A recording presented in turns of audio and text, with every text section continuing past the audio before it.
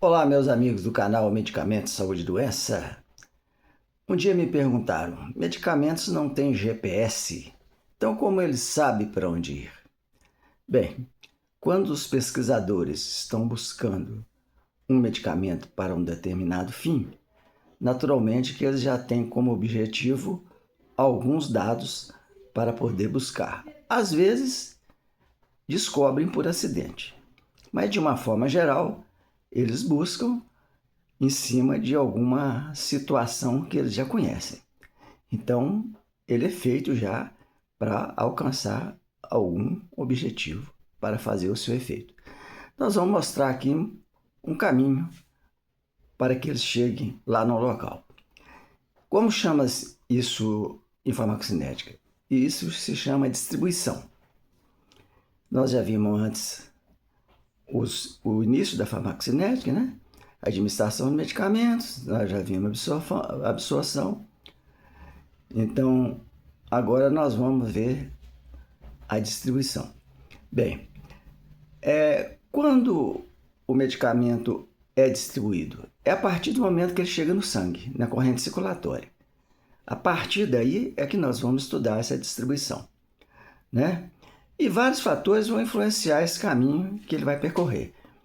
A distribuição refere-se à maneira com que o medicamento é transportado da corrente sanguínea e se espalha pelos tecidos e fluidos corporais. Nós vamos avaliar aqui uma situação em que há um caminho, é a administração oral. Porque os outros externos a gente já sabe, fica mais fácil. Então, quando a gente administra um medicamento oral, seja sólido ou líquido, ele vai ter um caminho, né? Que vai ser buscar o intestino delgado, a circulação portal, que é aquela circulação que vai do intestino para o fígado, né? Então, essa circulação vai levar o sangue rico em nutrientes e outras substâncias, como os medicamentos, né? Para do trato gastrointestinal até o fígado, para ele ser processado no fígado, né? Então, no fígado vai acontecer o metabolismo de primeira passagem, que nós vamos falar depois, circulação sistêmica, corpo inteiro, né? Bem, esse processo ele tem várias influências, vários fatores para que ele chegue lá. Primeiro, a permeabilidade das membranas, né? Para ele entrar nas células, ele tem que ser, de preferência, lipossolúvel, quer dizer, solúvel em gordura, porque a célula ela tem aquelas duas camadas de gordura. Se ele tiver afinidade por gordura, ele passa mais fácil, né? O tamanho molecular, quer dizer, as moléculas menores têm mais facilidade de entrar naturalmente, e o grau de ionização, quer dizer, se ele está mais positivo ou negativo, dependendo da situação, facilita ou às vezes dificulta, né? Como eu já disse, os lipossolúveis são mais fáceis de entrar na célula. Bom, outra situação que a gente tem que avaliar é que muitos medicamentos, para serem transportados até o local dele atuar, ele não consegue sozinho. Então ele precisa pedir carona. Como que ele faz para pedir carona? Existem no plasma proteínas, vários tipos, mas a mais importante seria a albumina. Então, para que serve essa albumina? Ela dá carona para aquele medicamento e ela leva até o local na célula onde ele vai chegar para ela atuar.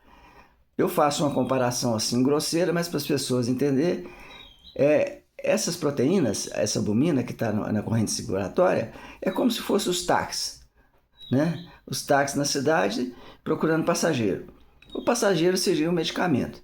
Então, o medicamento chegou, não são todos que são ligados à proteína, viu, gente? Uns são mais, outros menos. Mas tem alguns que sem a proteína ele não vai. Outros vão. Então, esses ligados a proteínas é importante porque ele se liga à proteína, vai até o local onde vai fazer o efeito. Chegando lá, a proteína libera ele para ele entrar na célula e a proteína fica livre outra vez para buscar mais, tá? Então acontece isso nesses medicamentos muito ligados a proteínas, né?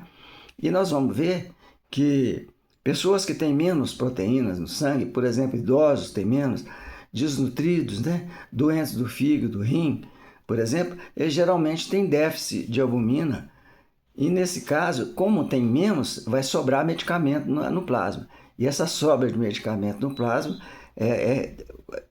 permite um risco de intoxicação, né? Sobrou lá, não tem para onde ir, pode intoxicar. Outra questão que facilita a entrada lá desses medicamentos é a questão do fluxo sanguíneo. Por exemplo, órgão como a irrigação sanguínea recebe o fármaco mais rapidamente, natural, né? Cérebro, coração, fígado, rins, né? Agora, existem algumas barreiras fisiológicas que ela impede, às vezes, do medicamento chegar. Então, isso, a maioria das vezes é bom, mas tem hora que é ruim. Porque a barreira, por exemplo, hematoencefálica, né? Aquela barreira fisiológica constituída de células, elas são justapostas, exatamente para forçar para não entrar substâncias que não são desejáveis, né? Então, por exemplo, além da barreira, a placenta também ela tem esse papel de segurar. Isso é bom de uma forma geral porque não deixa entrar, por exemplo, substâncias tóxicas no cérebro e nem no feto. Mas às vezes uma doença no cérebro que precisa de entrar um medicamento lá, às vezes não consegue fazer um medicamento que ele ultrapasse ali. Então esse é o lado negativo. Bom, outra questão é o acúmulo de medicamentos em alguns tecidos. Por exemplo, tetraciklina, ela acumula muito nos ossos. Cloroquina, ela acumula muito no fígado. Nós vamos, inclusive, fazer um vídeo mostrando o desastre que foi a cloroquina usada durante o período da Covid. E vocês vão se assustar com o que aconteceu, tá? Bom, finalmente, para ele chegar lá na célula, existem três fatores que a gente pode resumir e dizer os fatores principais para que a chegada dele, depois disso tudo que nós falamos, ela seja efetiva. Primeiro, a forma de administração, né? Então, o local onde a gente administra vai ser o ponto que nós vamos definir e que vai ser o objetivo, né? Uma pomada, por exemplo, na pele a gente já sabe, um colírio no olho, inalação para fazer efeito no pulmão, injeções, principalmente a endovenosa, já vai cair no sangue de uma vez, tá bom. Mas quando a questão maior é quando é oral, né? Outra coisa, composição química do medicamento. Algumas substâncias têm muita afinidade por atuar em algum lugar específico, né? Eu dou exemplo do paracetamol. O paracetamol, ele tem uma predileção para atuar no hipotálamo, no cérebro, onde é um centro da dor e o centro da febre. Então ele vai lá e ele consegue, ele não desinflama, ele tira só a dor e tira a febre. Então ele tem essa preferência. Como vários outros, a gente pode dar exemplo.